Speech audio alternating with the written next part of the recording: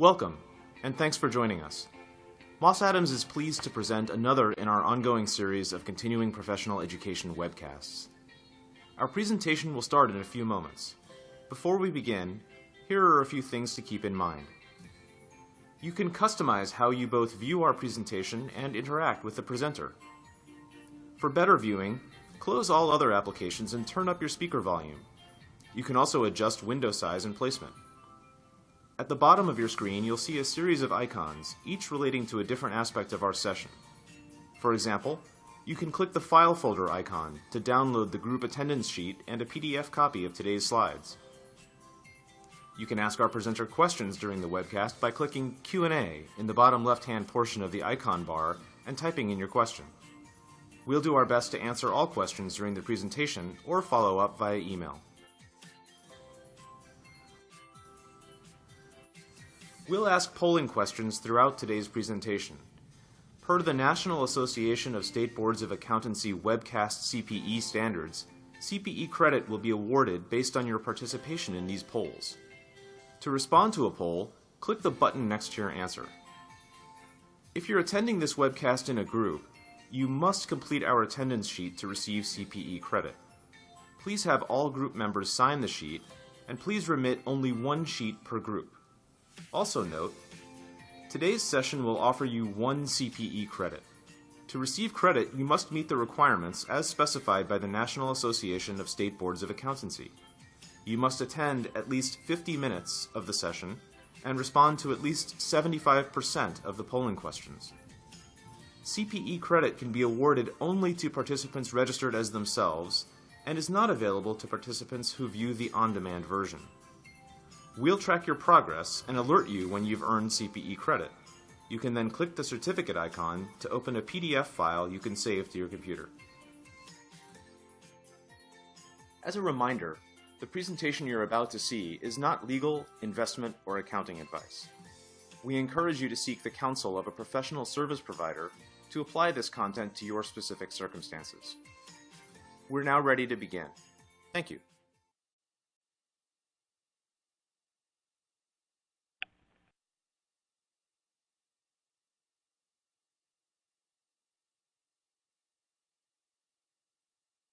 Welcome and thanks for joining us. Moss Adams is pleased to present another in our ongoing series of continuing professional education webcasts. I'm Pam Amado Damagayas, moderator for today's webcast. Before we begin the presentation, I'd like to introduce today's presenters, Angie Fidler and Rebecca Griffith.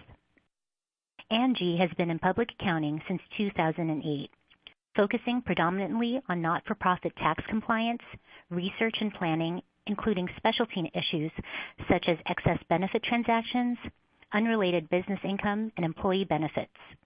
Her specialty niches include providing services to institutions of higher education and independent schools, private foundations, healthcare, social services, and the arts. In addition to supporting the firm's tax practice, Angie has authored many articles in industry publications and spoken before business, professional, and not-for-profit industry groups on a number of topics, including Form 990, unrelated business income, and program-related investments. Rebecca joined Moss Adams in 2006. She provides tax return preparation and other tax matter consulting services to a wide variety of not-for-profit clients, including public charities, credit unions, colleges and universities, and other not-for-profit entities. Rebecca also has extensive experience advising not-for-profit organizations on Form 990 and 990T reporting issues, lobbying and political activities, unrelated business income, related organizations and taxable subsidiaries, obtaining and maintaining tax-exempt status, and uncertain tax positions. So with that said, I'm going to turn the webcast over to Angie to get things started. Good morning. Thank you for joining us. We are going to start off with our first polling question, kind of like an icebreaker, but the webinar version. We'll give you 30 seconds to respond, and we are asking, what type of organization do you represent?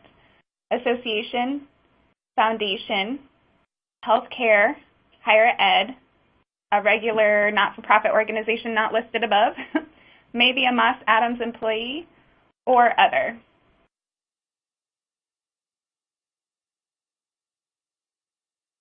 We'll leave this polling question open for a couple more seconds just in case you ran and grabbed a cup of coffee.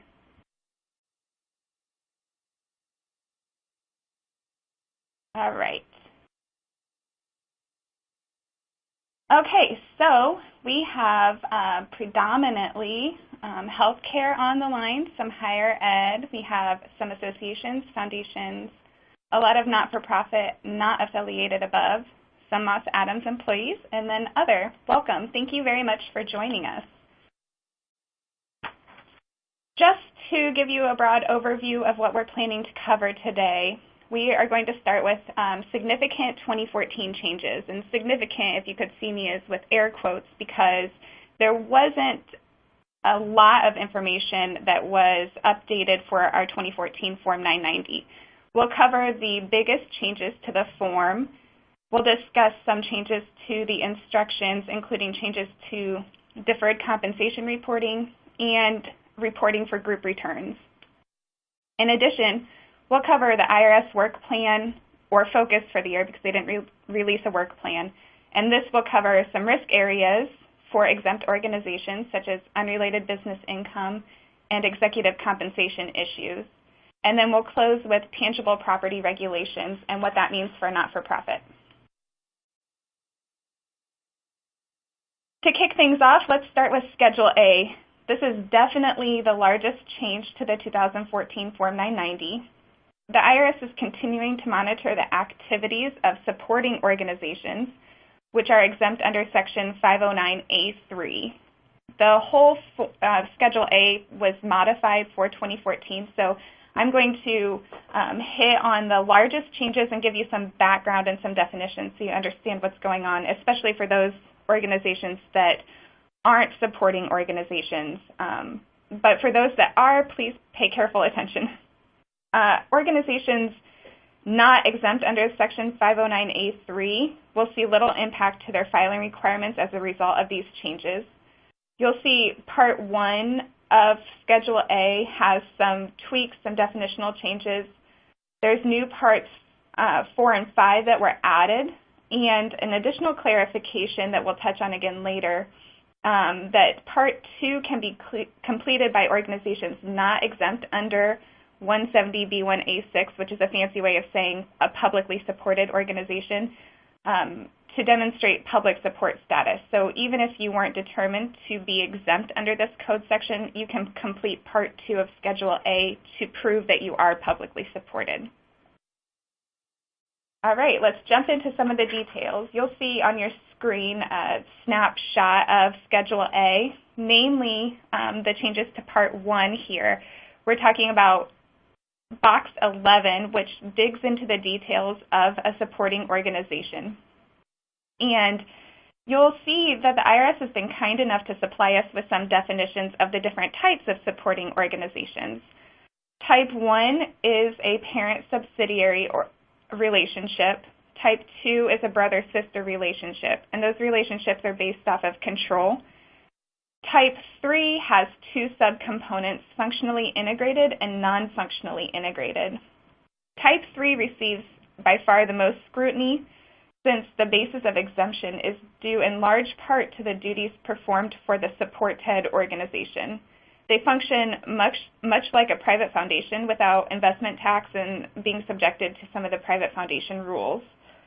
Additional changes to this part you can see in Box F and G, ask to whom you support, to how many organizations you support, and then provide additional details on that support. All right, second polling question already, in case you're back from getting coffee. Are you a supporting organization, yes or no? Again, I'll leave this open for about 30 seconds to make sure that everybody sees that we're asking a question. You can get your answers submitted timely.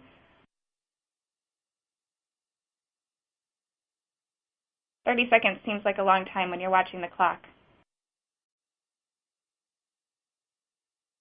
All right. Okay, so most of our listeners today are not a supporting organization. 16% are. So we really wanted to draw your attention for those that are supporting organizations or perhaps affiliated with supporting organizations, because the changes to Schedule A impact those organizations mostly. All right, let's dig into some of these changes then. Part 4 is a brand new section for Schedule A for 2014. It is required for all supporting organizations, and it has a series of yes or no questions. In this part, we have 5 different sections.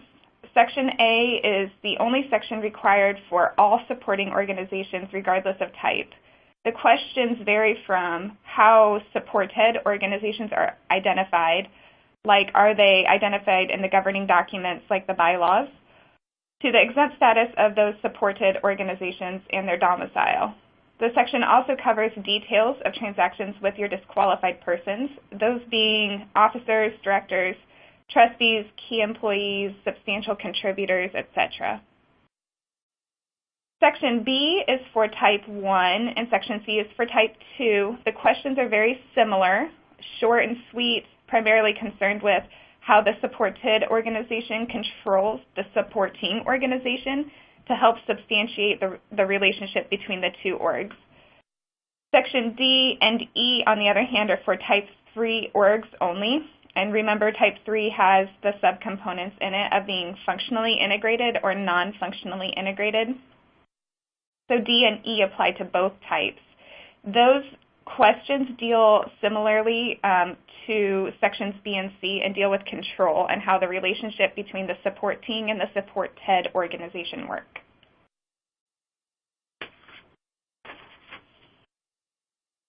Section E is specifically for your functionally integrated supporting organizations.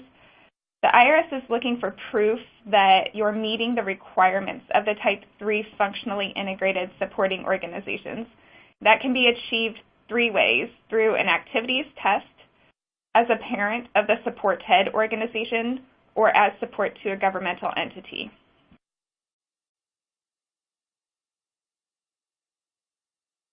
Okay, Part 5 of Schedule A, the last new part, you can see that there's a lot of information that's requested here.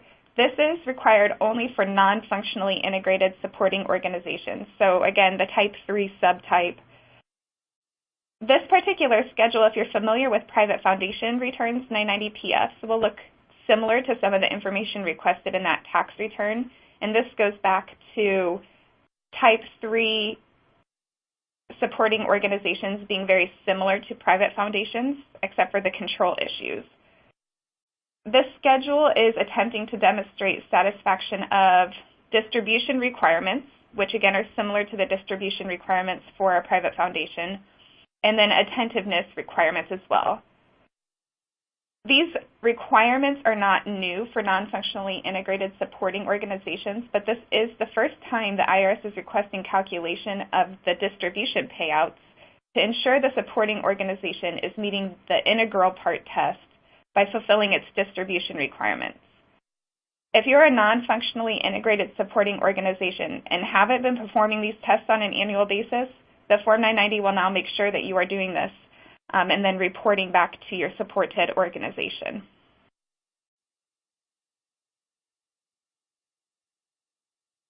Schedule B had a clarification to it, and I touched on it briefly earlier with Schedule A. If you're familiar with Schedule B, there's a special rule that we all like to qualify for because it kind of reduces our reporting requirement. It allows us to choose between the greater of reporting donations, the greater of $5,000 or 2% of the amount in your statement of revenue reported as contribution revenue for the year. In order to complete this under the special rule, the organization, your organization, must complete Schedule A Part 2 to verify public support is greater than 33 1/3%.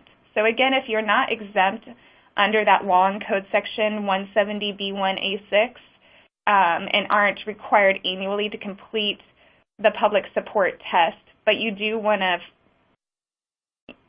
limit your listing of contributors on Schedule B, then you can complete Part 2 of Schedule A to do so. All right, polling question number 3.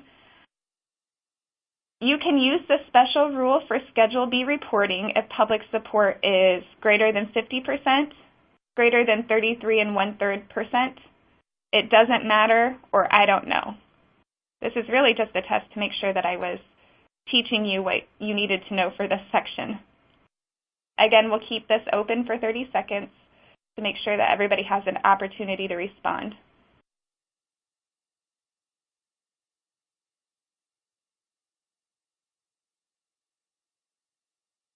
All right. So it looks like I'm doing my job. You can use the special rule for Schedule B reporting if public support is greater than 33 1/3%. And if you aren't annually mandated to complete that test on Schedule A, then you can complete Part 2 of Schedule A to reduce the number of donors reported on Schedule B.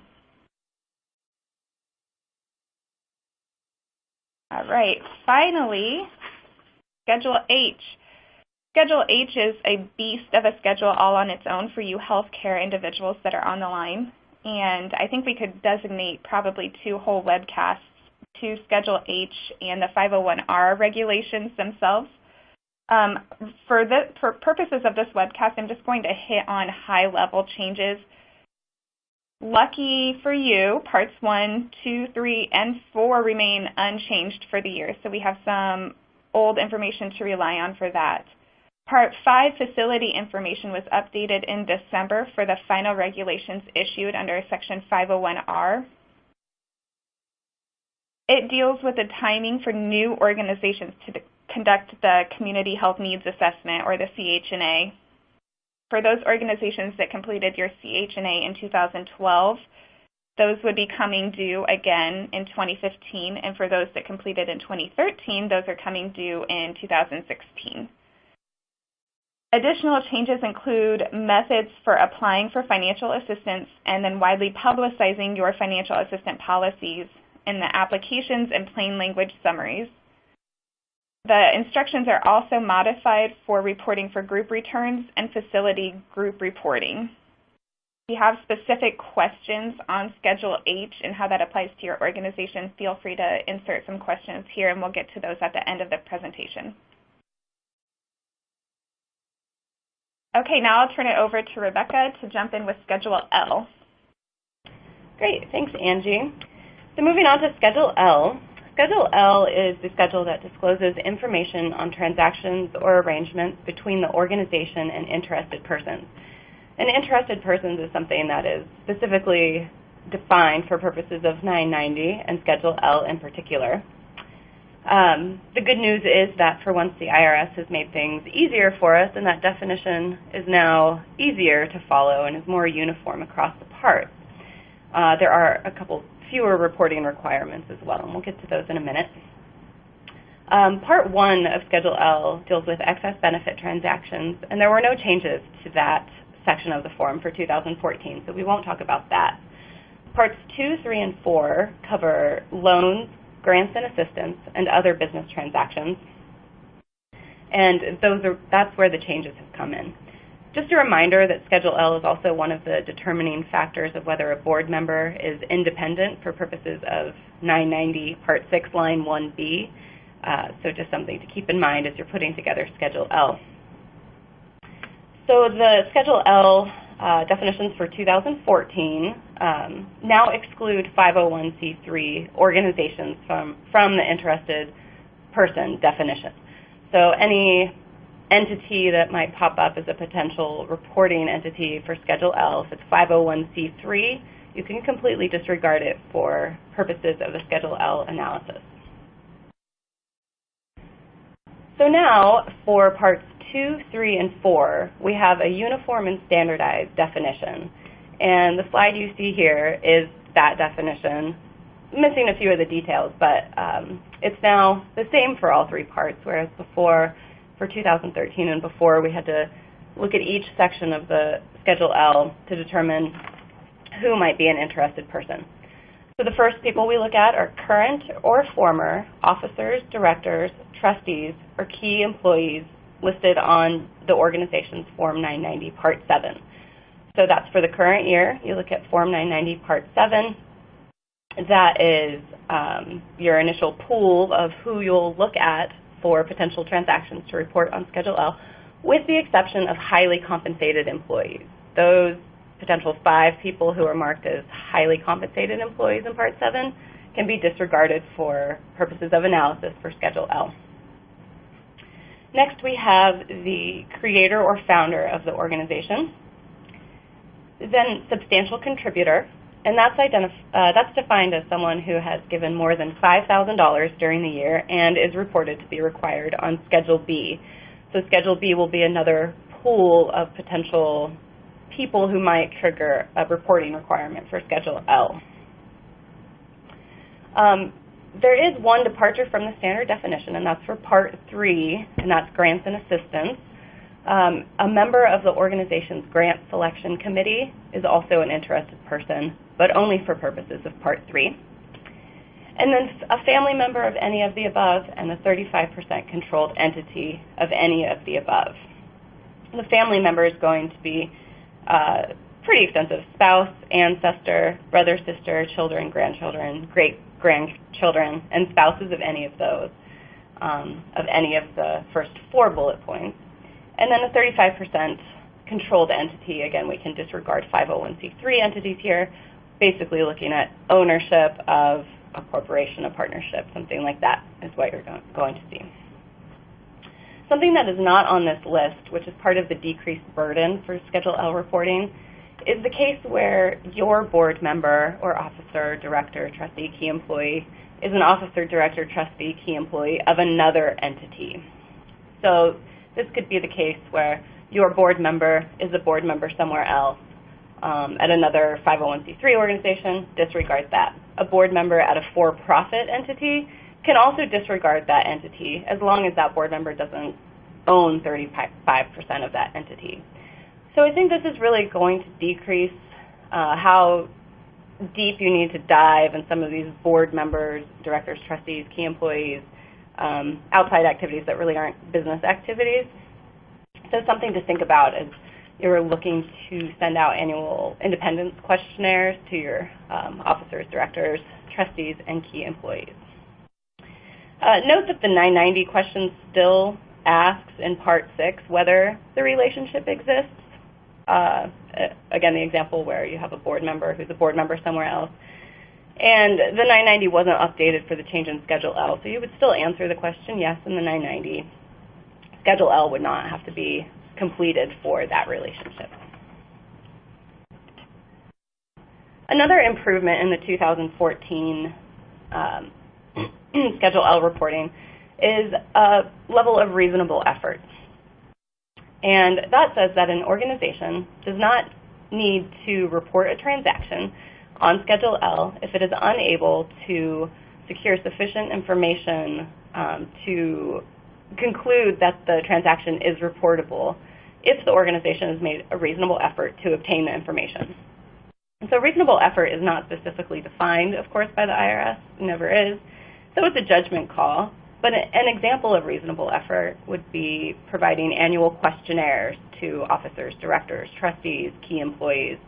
If those questionnaires cover the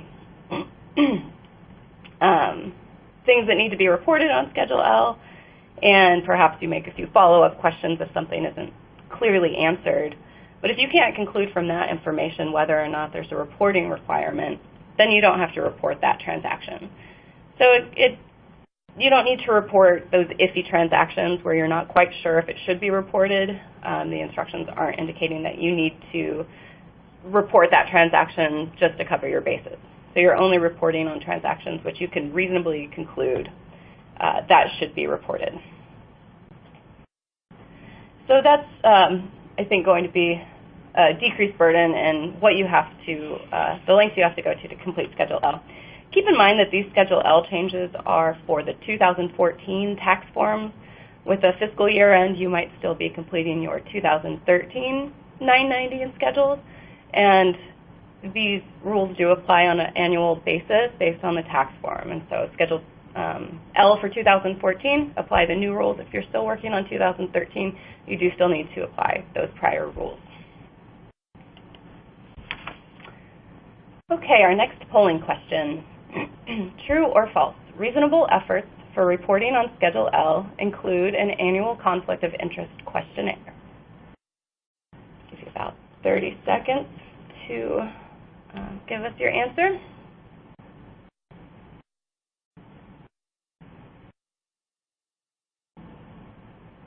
Pretty easy one, so you have time for a second cup of coffee if you need it.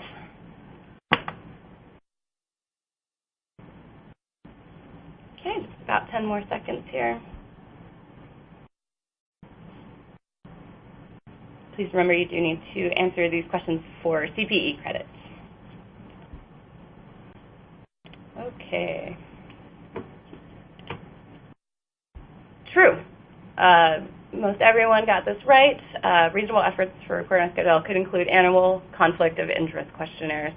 I suppose some of the falses here might say that those questionnaires would have to be reasonable and cover all the adequate information, and that's true. But we do recommend annual questionnaires. It's a great way to collect this information. Okay, moving on, briefly touch on Schedule R for 2014, and that's schedule of related organizations.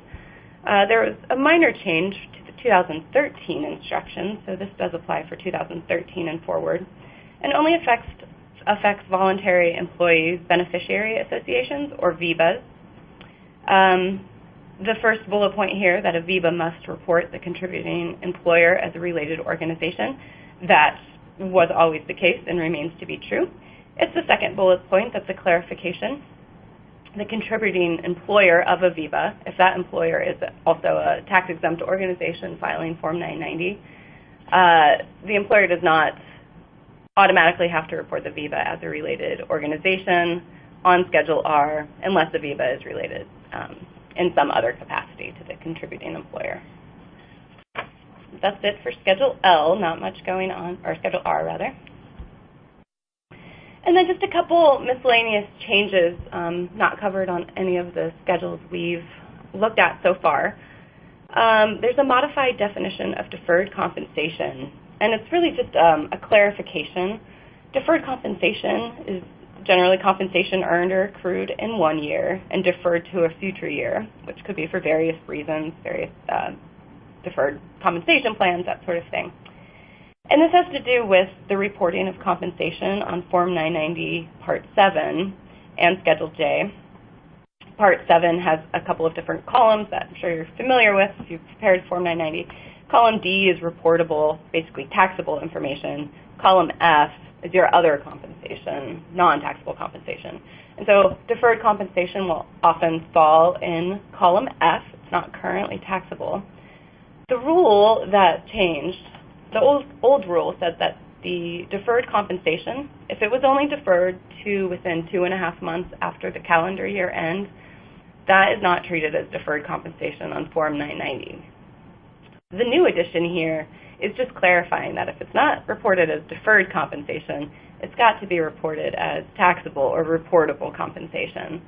That was really the implication of the old rule, and this is just clarifying. It's got to be one place or the other. So if it's only deferred to within 2.5 months, then that's going to be current taxable information if it was recorded as such in the employee's W-2. The last change we'll talk about for the forms has to do with group returns, and this is where a filing organization reports information on its 990 on behalf of a group of entities. And the change applies to a group that includes one or more than one 509A3 supporting organizations. And this relates back to the expanded Schedule A parts 4 through 6, which Angie discussed earlier.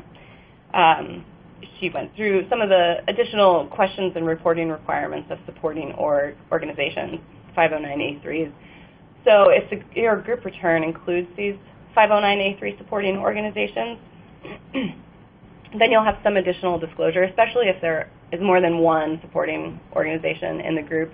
You might need to answer some of the questions one way and then add additional disclosure. So you're clearly identifying which supporting organization the questions apply to. So just a heads up there if you are filing a group return with 509A3 supporting organizations. And so that's pretty much it for changes to the 2014 form and instructions. As Angie said, not a lot going on there. So thanks again, IRS, for not making our lives too miserable this year. So next, we thought we would give you a little update on what we're seeing from the IRS these days. We are seeing increased exam activity by the IRS for tax-exempt entities, and these exams mostly have to do with compensation or payroll audits and unrelated business income. The IRS exempt organization completed its final report on colleges and university examinations a couple of years ago in 2013, but that remains relevant today. The IRS did not create a new work plan recently, and so we were believing that they would work off of this plan or this report on the colleges and universities and apply that to other entities. The report relates to questionnaires provided to 400 colleges and universities and subsequent exams on 34 of them. And although it's related to colleges and universities, it really has implications and useful information for all types of nonprofit entities, 501c3 and not 501c3 as well. The most important issues to come out of that report were executive compensation and unrelated business income. So circling back to what we're seeing in exam activity, it's no surprise that those are the two things we're really seeing the IRS look at in exams. So first we'll take a look at compensation and what the IRS is looking at there.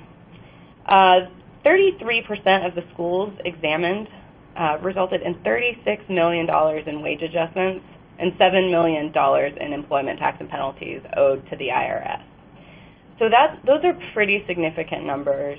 A third of the 34 colleges and universities examined had either minor or very serious misreportings in payroll, including executive compensation. So the IRS relies on Section 4958, which relates to excess benefit transactions, reasonable compensation. And that section really applies only to Section 501c3 and C4 organizations, but it does serve as a guide for reasonable compensation for other exempt organizations. The section provides steps that can be taken to obtain a rebuttable presumption that your compensation is reasonable, specifically compensation paid to these executives. It applies to officers, directors, trustees, and key employees. But we saw in the IRS exams for the colleges and universities, the IRS is really interested in other highly compensated individuals as well, maybe those that are highly compensated like an investment manager that may not have the duties and responsibilities to qualify as an officer or key employee. There's no bright line definition of reasonable. Again, it's a word that's used a lot in tax code, and we don't have, it's very rarely spelled out. But Section 4958 does spell out some steps you can take to get there. And so compensation for this purpose, we're talking wages, of course, but we're also looking at benefits, housing, first-class travel, travel for spouses, services provided. Think items asked about on Schedule J of Form 990, if your organization is filing that form. Really looking at the whole compensation package of what's provided to these executives. So the IRS is looking at how this compensation was determined and whether there were enough steps taken and enough documentation to get to that rebuttable presumption. Were there formal written policies and procedures followed to get to the compensation? How often is the compensation determined? Once every couple years? Once every 10 years? Was there contemporaneous documentation of the process and procedure and the approval of the compensation setting procedure? And did that happen before the compensation was paid and not as a scramble afterwards to document whatever some benefit someone's getting? And lastly, the comparability data that was used was a big issue that was looked at. And not just the existence of comparability data, but really the relevance of that data. We're all pretty familiar with looking at 990s and of other entities and getting salary survey data that could come from online sources or hiring outside sources to provide that survey data. The IRS is wondering if how much thought has gone into determining whether that data is truly comparable. Geographical locations, asset size, demographics served, patient beds for a hospital healthcare entity, and the types of services and job duties that the person in question is performing. Across tax-exempt entities, we know a title like executive director could mean very different things for a small local nonprofit compared to a large national nonprofit. So really looking at that and seeing if there was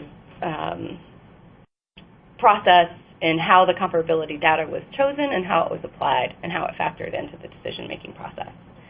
So compensation likely to remain a hot-button topic with the IRS. Don't see that going away anytime soon. And then the other big issue that came out of the report had to do with unrelated business income, or UBI, which also has continued to be of interest to the IRS in recent years. The IRS did compliance checks of 400 organizations that had reportable taxable UBI activities on Form 990, but did not file a 990T. So this is an example of where the IRS is looking at the 990, not necessarily auditing the 990 or what's on there, but they're using that as information to say, okay, we're seeing a disconnect between that and this other form that we think should be filed, Form 990T. So those compliance checks resulted in about 140 delinquent returns and $260,000 in tax payments.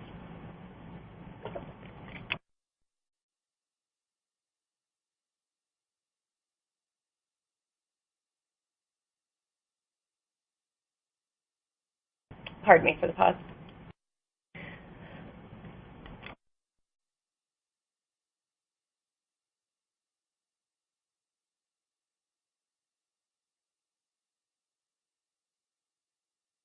Pardon again, in fact. The $260,000 in tax payments, not very significant, but again, we're seeing about a third of organizations examined reporting UBI incorrectly.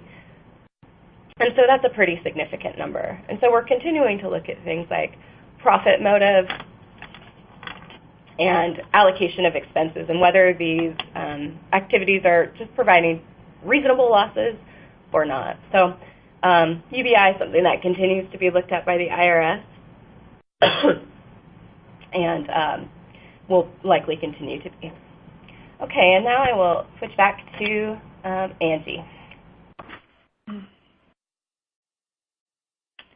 All right, thanks, Rebecca. We will jump in with tangible property regulations and discuss how these impact an exempt organization such as yourself. Probably heard the words TPR, tangible property regulations, some murmurings regarding that, but it's not very clear how this will impact your organization specifically. So what we're going to attempt to do is kind of run through some scenarios and hopefully clear that up for you. To start off with, the tangible property regulations were finalized and will be impacting 2014 going forward. These regulations govern depreciation, capitalization, repairs and maintenance, and treatment of supplies. At the very least, tax-exempt organizations should have a written capitalization policy following certain de minimis safe harbor rules that the IRS has put in place. The policy should outline the threshold for capitalizing versus expensing and any exceptions to that rule. So if you say we're going to capitalize over X dollar amount, but you know that you want to capitalize each laptop that you purchased for your organization that may be under that dollar amount you've determined. Outline that in your policy. Maybe you're capitalizing those just so you can track them as they're handed out to employees and then when you receive them back. We will, at the end of the presentation, there will be a link to a TPR article that addresses in detail what TPR is and how it applies to your organization. So again, just a caveat that I'm hitting high level here. In February, the IRS released Notice 2015-20 that gives small businesses some relief from the TPR rules. Taxpayers don't have to file a change in accounting method, which is Form 3115, to comply with the new rules if they're a qualified small taxpayer. That is defined as a taxpayer with average annual gross receipts of $10 million or less for the prior 3 years, or total assets of less than $10 million as of the first day of the tax year of the change, which is confusing, but it's 2014 in this case. So with that being said, from an exempt standpoint, it's not entirely clear if the receipts rule applies just to your 990T or if it applies to the whole organization. And also keep in mind that there are drawbacks to the small taxpayer relief, including no audit protection and no look-back adjustments. So again, this is high level, more detail in that article that's on our website that will be linked at the end of this presentation. From a tax-exempt organization standpoint, considering that background and how this applies to you,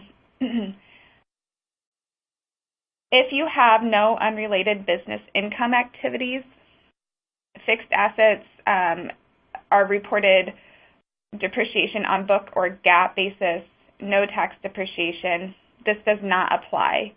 If there is UBI in the future, you may assess an accounting method change and if the TPR rules apply to your organization at this point. But if you aren't reporting anything on Form 990T, then there's nothing to do.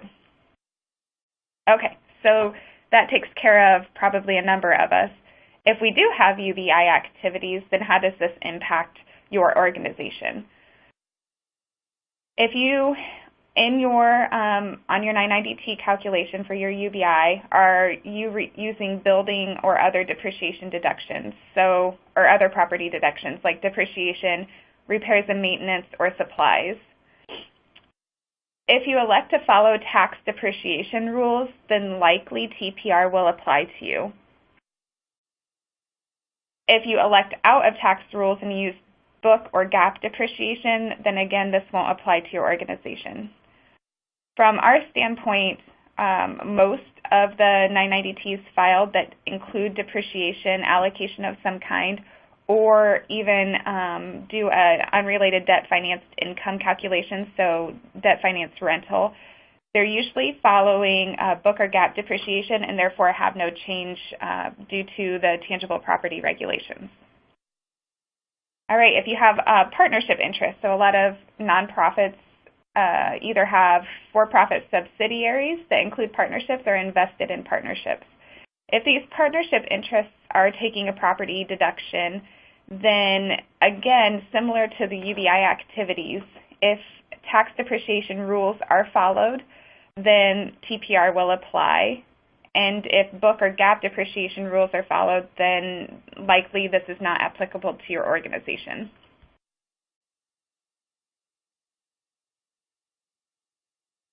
Those nonprofits with subsidiaries like single-member LLCs, which is what that huge-looking acronym is, SMLLC is a single-member LLC, and it has no UBI activities. The depreciation is on book or GAAP basis, not applicable to your organization. But on the reverse side of that, if a single-member LLC has property in it generating UBI, has depreciation on a tax basis, has repairs and maintenance or supplies, then TPR may apply and needs to be analyzed. For any partner or LLC member, this may apply based on type of property and deductions within the entity and makeup of the partners or members. So since this is such a high-level touch on TPR, this may apply or it may not apply. Again, we'd have to dig into the details to analyze that. And if you have subsidiaries with which are C corporations or corporations with tax depreciation, again, with the repairs and maintenance or supplies, then likely TPR will apply. Some items to consider: the TPR rules are long and complicated and have a lot of moving parts to them. There's something to consider, too, for those organizations reporting unrelated debt financed income, where your unrelated business income allocation is based off of your average acquisition indebtedness as well as your average cost basis of the property. There's what's called the partial disposition election, which allows for just what it says, a partial disposition of property. So if you have a building and repair the roof, you can dispose of the roof in the year that you're replacing it, and that may decrease your average adjusted cost basis for that calculation, which may be favorable to your organization as it decreases the percent of UBI allocated to the 990T. So that's the high-level talk on tangible property regulations. Just a high-level overview. Just to recap, TPR is applicable to exempt organizations. It's likely not applicable if you do not have unrelated business income activities. If you do have UBI and reporting on 990T, if you don't have an allocation of depreciation, repairs and maintenance, or supplies, this may not be applicable. If you do have depreciation allocation or UDFI, and the depreciation is taken on a book or GAAP basis, then TPR may not have any applicability to you. And if you are reporting on 990T using tax depreciation methods, and or you have subsidiaries who you're monitoring the activities for, keeping records for, and they're reporting tax depreciation, you may have some change in accounting method due to the tangible property regulations. And with that, I'm going to turn it back over to Rebecca. We apologize for jumping around, but we're going to go back and do the IRS update now. Thanks, Angie. So the last slide regarding the IRS update is more looking forward at what the IRS may think about in the future compared to these things that they have been looking at, including TPR. You may have heard that the discussion draft was issued in last year about the Tax Reform Act of 2014 that was released by the House Committee on Ways and Means. Now, this act is unlikely to pass in its entirety, but it's a good illustration of what major tax reform might look like and how that might affect tax-exempt organizations. There are many changes in the act for all types of entities, and there are some for tax-exempt specifically. One deals with excess executive compensation again, proposes a 25% excise tax on compensation in excess of $1 million. And that includes benefits and wages and all of that. Net operating losses, proposal is to limit those to 90% of the corporation's taxable income when you're using those, so that's not going to shield from complete use of the NOLs for no taxable income. And that applies to for-profit entities also, to Form 990T, unrelated business income as well. Corporate tax rates, they would be replaced with a flat 25% rate beginning in 2019.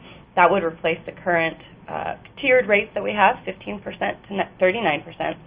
And those corporate rates are the same rates that are used for unrelated business income. So this would affect tax-exempt organizations. And then the last bullet point could actually be a significant change if something like this were to pass.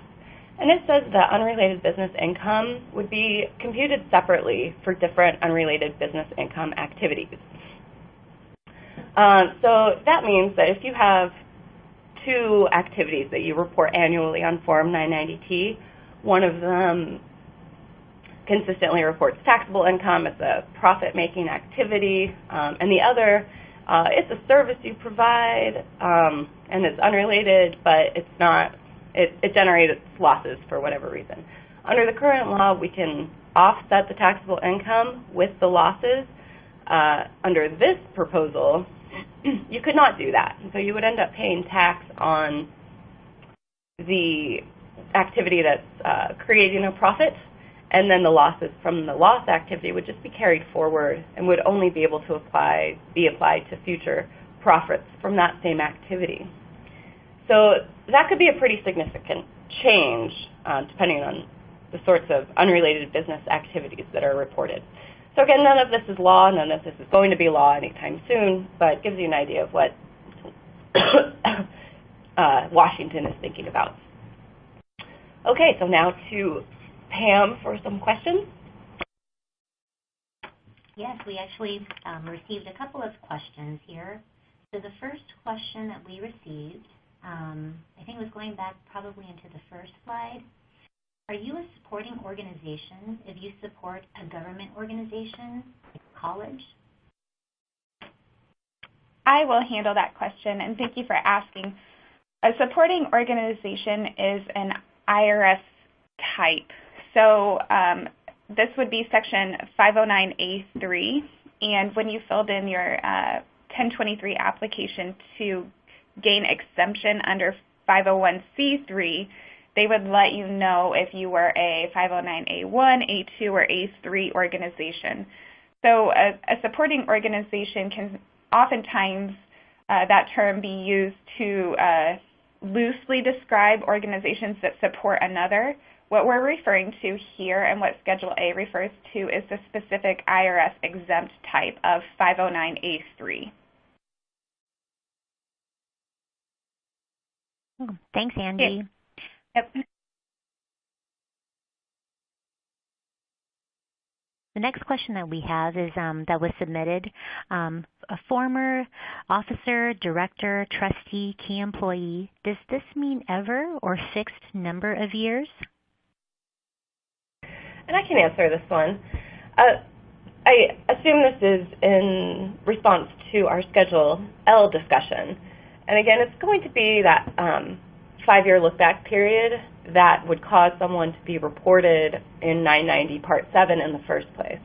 So when you get to Schedule L, you don't need to do that analysis again. You need to do the analysis for 990 Part 7 to determine if a former officer, director, trustee, or key employee is reported there, and you can apply the income thresholds in the 5 years. But if they don't end up actually being reported in Part 7, then they aren't considered for Schedule L. Thanks, Rebecca. And we've got another question submitted regarding to Schedule L. Will Schedule L be available to the public if there are now substantial contributors included? I can take that one as well. That's a great question because, as we know, names and addresses of people who are contributors on Schedule B are not made available to the public. So if a substantial contributor ends up being reported on Schedule L, there are special reporting requirements where you don't have to put that person's name. You could just put board member, something like that. So Schedule L will still be made available to the public in its entirety, but there are specific provisions in place so you don't ever have to release the name of a substantial contributor. Great. Thanks, Rebecca. Another question that came in, is the IRS focus on compensation reasonableness limited just to college and universities, or will this be a hot topic for all 501c3s? So the report that they did was all based on colleges and universities, but we believe the implication is that this applies to all 501c3s in terms of 4958 excess benefit transactions, but that it probably also applies to other types of nonprofits as well in terms of reasonable compensation. Maybe the same thresholds won't be in place for non-501c3s, but it would be unlikely for compensation to not be of interest for other types of entities besides colleges and universities. So definitely something to think about if you're a 501c3 or a nonprofit in general. Thanks, Rebecca. Another question that we just received. If you have partnership interests which take property deductions, how do you determine if they follow book, GAAP, or tax depreciation? Is this under K1? Thanks, Pam. I'll take that question. So if you are receiving a Schedule K-1 from a partnership interest, there are two types of, well, there's multiple types of reporting. Partnerships are complicated. But the items in the boxes on the right-hand side of the K-1 compared to the capital account reconciliation that is in the bottom left-hand corner of the K-1, if those don't align, then there's a book-to-tax difference, which means book is kept on a different method than tax is, which would indicate tax depreciation. Additionally, there are checkboxes at the bottom of Schedule K-1 that indicate what method the books are kept on, and that will allow you to determine if tax is used or if book GAAP is used, and if there are other, like 704B section that's used.